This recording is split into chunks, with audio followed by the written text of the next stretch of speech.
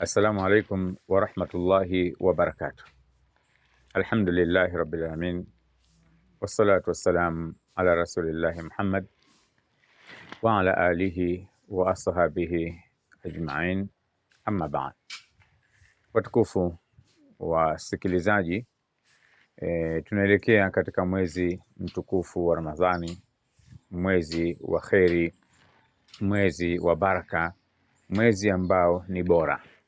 Allah subhanahu wa ta'ala ametuamrisha mwezi huo, ndani ya mwezi huo kufunga masiku yale 29 au 30 ya mwezi mtukufu wa Ramadhani kwa kusema ya ayyuhalladhina amanu kutiba alaykumus siyam kama kutiba alal ladhina min qablikum la'allakum tattaqun, enyi ambao mmeamini mmefaradhishiwa kufunga mwezi mtukufu wa Ramadhani kama walivyofaradhishiwa waliopita kabla yenu, lengo kubwa ikiwa ni kutafuta ucha Mungu.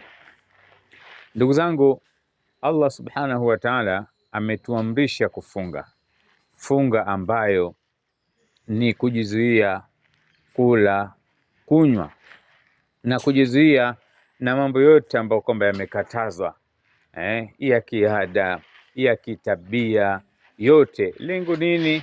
Ili kutakasa nafsi zetu, iwe ni kutakasa nafsi zetu na mambo yote machafu na mambo ambayo yanasababishia kuwa na tabia mbaya kama vile ubakhili, vile maneno machafu, yote ni katika tabia mbaya ambayo Uislamu umekataza.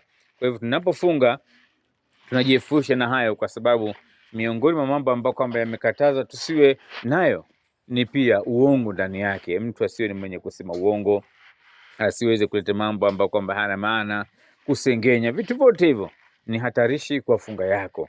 Ni muhimu kujiepusha navyo, kwa sababu lengo ni kutengeneza nafsi na kutengeneza tabia zilizo nzuri kwako wewe Muislamu.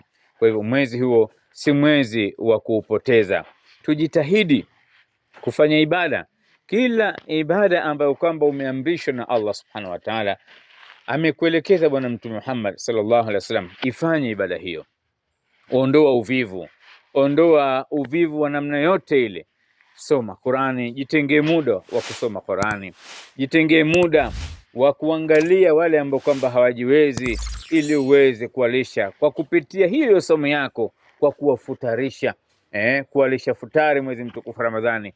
Kama ni kuita nyumbani kwako, ni kuwapelekea wafutari na jamaa zao, ndugu zao na familia zao, ni jambo la msingi sana. Ndugu zangu, jitahidi kubana matumizi ya muda, ili kutumia muda kwa kumtaja Allah subhanahu wa ta'ala, kwa kusoma Qur'ani, kwa kusikiza darasa mbalimbali kwenye TV, misikitini na pia hata redioni. Yatakuletea faida bora. Usipitwe na mwezi ulio bora. Wabillahi tawfik.